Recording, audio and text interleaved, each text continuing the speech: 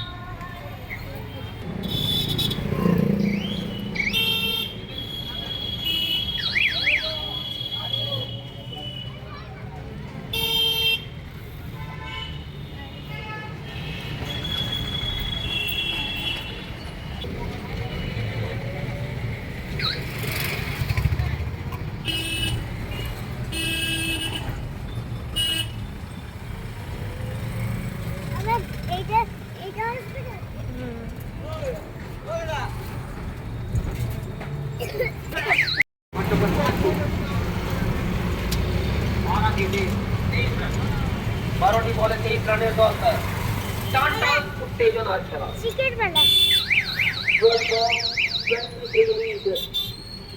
How will the chess down to be seen in upcoming overs?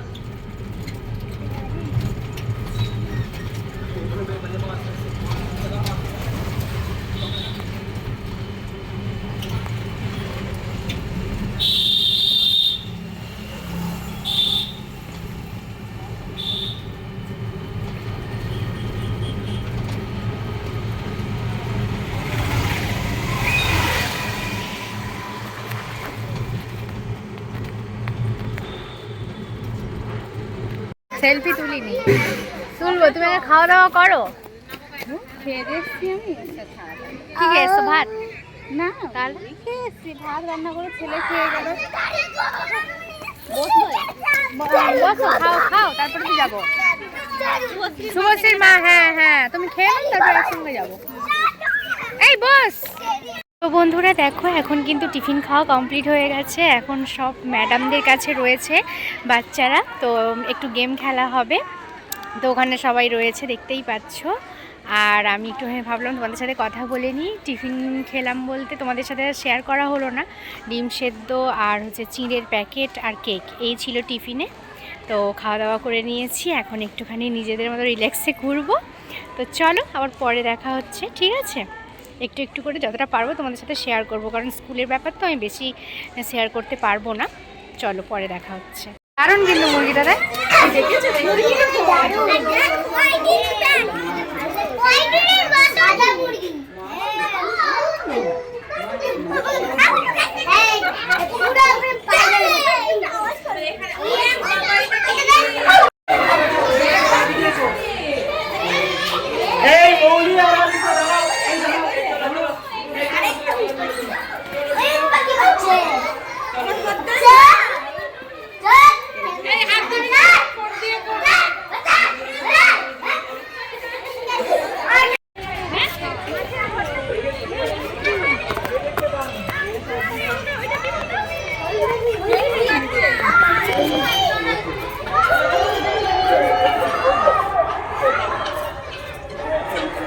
চলো এখন মেয়ে কোথায় আছে সেটাই দেখি। ওদিকে টয়লেটে গিয়েছিলাম একটু, তো চলো মেয়ে কোথায় দেখি। এখন মেয়েকে বেশিক্ষণ চোখের আড়ালে রাখা যাবে না, কি দুষ্টুমি করে ফেলবে তার ঠিক নেই।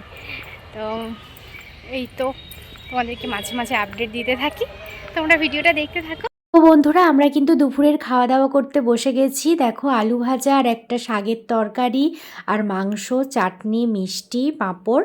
তো এই ছিল হচ্ছে আমাদের পিকনিকের মেনু। শাকের তরকারিটাও অসাধারণ হয়েছিল আর চিকেনটাও খুব রিচ ছিল না আর ঝালও ছিল না, কিন্তু অসাধারণ টেস্ট ছিল। তো চলো আমরা খাওয়া দাওয়া করে নিই। আর এদিকে দেখো খাওয়া দাওয়া করে একটু গল্প আড্ডা মেরে তারপর কিন্তু বেরিয়ে পড়েছি বাড়ির উদ্দেশ্যে, কারণ বাড়িতেও তো আমার জন্য কেউ অপেক্ষা করছে, সেটাও তোমাদেরকে দেখাবো। চলো বাড়ি ফিরেই দেখাচ্ছি তোমাদেরকে। মেয়ে আর আমি দুজনাই কিন্তু এখন চলে এসেছি বাড়িতে। তো বাড়িতে এসেই দেখো এই যে তোমাদেরকে বিরিয়ানি দেখাচ্ছি ফার্স্টেই। আর মেয়ে এদিকে ড্রেস চেঞ্জ করে নিয়েছে। বিরিয়ানিটা কার জন্য সেটাই তো তোমরা ভাবছো নিশ্চয়ই, তো সেটা এক্ষুনি তোমরা জানতে পারবে কার জন্য বিরিয়ানিটা আনা হয়েছে। তো তো এই যে দেখে নাও, এনার জন্যই বিরিয়ানিটা আনা হয়েছে। তো ভাই এসেছে বাড়িতে, আমি ছিলাম না, তার আগেই এসেছে, ওর একটু কাজ ছিল, তো সেই কাজের জন্যই ও এলো আজকে বিশেষ করে। আর সব থেকে বড় কথা, ওর পরীক্ষার জন্য এসেছিল। তো পরীক্ষা দিয়ে এখন চলে যাচ্ছে, আজকেই ও চলে যাবে যেখানে চাকরির সূত্রে থাকে। তো তারপর দেখো আমরা কিন্তু একটা আমাদের পার্সোনাল কাজের জন্য আমরা খড়গপুরে গিয়েছিলাম। আর ভাইও কিন্তু আমাদের সাথে সাথেই বেরিয়ে গিয়েছিল। ওর 9:30 না 9:40 ট্রেন ছিল, খড়গপুর থেকেই ধরবে। তো সেই জন্যই আমাদের বাড়িতেই এসেছিল, ওখানে কাজটা মিটিয়ে একদম খড়গপুরে ট্রেন ধরে বেরিয়ে যাবে আর কি। তো আমরাও আমাদের কিছু পার্সোনাল কাজের জন্য গিয়েছিলাম খড়গপুর। ওকে ট্রেনে তুলে দিলাম, বললাম এই টাইমে ট্রেন আছে, তুই ট্রেনে চলে যা, বাইকে তো হবে না, ওর লাগেজ রয়েছে অনেকগুলো। তো সেই জন্য মেয়ে তো সারা দুপুর হই হুল্লোড় করেছে মামা এসেছে বলে। তারপর তো ওখানে অনেক পরিশ্রম করে এসেছে, খেলাধুলা, বন্ধুদের সঙ্গে ধুলো মাটি মাখা, তো নানান রকম পরিস্থিতি কাটিয়ে এখন শেষমেশ ঘুমিয়েছে। তো ভাই তো ওদিকে ট্রেনে যাচ্ছে বললাম, আর আমরা এখন এই যে যাচ্ছি, প্রায় কাছাকাছি চলেই এসেছি। তো দেখতেই পাচ্ছ চারিদিকটা ভীষণই অন্ধকার, শুধু গাড়ি আর গাড়ি। হাই রোড তো, মেন রোড। আর সেদিন ঠান্ডাটাও খুব একটা ছিল না, আমাদের কাজটা প্রায় কমপ্লিট হয়ে গেছে। আমরা এখন এই যে ক্রসিংয়ে দাঁড়িয়ে রয়েছি ট্রেন যাবে বলে। তো এই ট্রেনটাতেই কিন্তু ভাই খড়গপুর থেকে, মানে মেদিনীপুর থেকে খড়গপুরে আসছে আর কি। আর হাজব্যান্ডের মেয়ের ভীষণ খিদে পেয়েছিল, তো সেই জন্য ওরা 1 প্লেট বিরিয়ানি নিয়ে খেয়ে নিল। তো হাজব্যান্ডের তো টিফিনের সময় হয়েই গেছিলো, প্রায় 8টা 8:30টায় ও টিফিন করে, তো সেই জন্য টিফিনটাও খেয়ে নিল। আমি আর কিছু খেলাম না, কারণ ওখানে পিকনিকে খাওয়া দাওয়া হয়েছে, আমার পেট তো ভীষণই মানে ফুলছে, যেন কিছুই খাওয়ার ইচ্ছে করছে না। তবুও একটুখানি টেস্টিং করেছিলাম, যেহেতু খড়গপুরে এখানে এই বিরিয়ানিটা নাকি খুব ভালো করে, তো সেই জন্যই একটুখানি টেস্টিং করলাম ওদের কাছ থেকে। মেয়ে তো যাই হোক টুকটাক 2-1 গাল খেলো কি না খেলো এই রকম, খিদে পেয়েছে করবে, আর কিছু খাবে আর না। তারপর দেখো যেটা ভিডিওর মধ্যে সব থেকে খারাপ, আর আমার এই যে পাগলি পাগলি অবস্থাটা, হাওয়াতে তো চুলগুলোর অবস্থা একদম শেষ হয়ে গেছে। আর আমি গলায় একটা, মানে মাথা থেকে গলায় একটা চাদর বেঁধেছি আর গায়ে একটা চাদর চাপা দিয়েছি। আমি একটুতেই শীতকাতুরে মানুষ, আমার এমনিতেই ঠান্ডা, তারপর তো আবার বাইকে এই রাত্রিবেলা 8টা 8:30 মতো বাজে। তো ভাবতে পারছো আমার কীরকম ঠান্ডাটা লাগছে। তো সেই জন্যই আমার এরকম অবস্থা, তোমরা আমাকে দেখে হাসাহাসি করো না। আর এদিকে দেখো খাওয়া দাওয়া শেষ করে আমরা এখন চলে এসেছি স্টেশনে। তো স্টেশনে আসা মাত্রই তো ভাবছি কখন ভাইয়ের সাথে দেখা হবে, একটু কথা বলতে পারবো।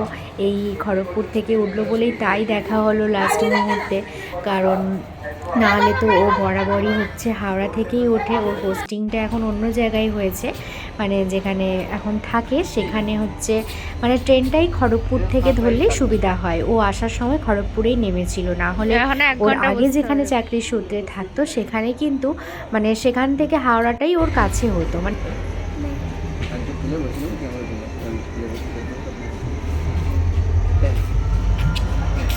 তো ওর ট্রেন আসতে এখনও 45 মিনিট আধ ঘন্টা বাকি আছে, তো এখনও ওয়েট করবে। আমরা চলে যাব কারণ অনেকটা রাত হয়ে যাচ্ছে এখন, বুঝতে পারছো 9:40 ট্রেন মানে এখন প্রায় 8:10 মতন বাজে হয়তো।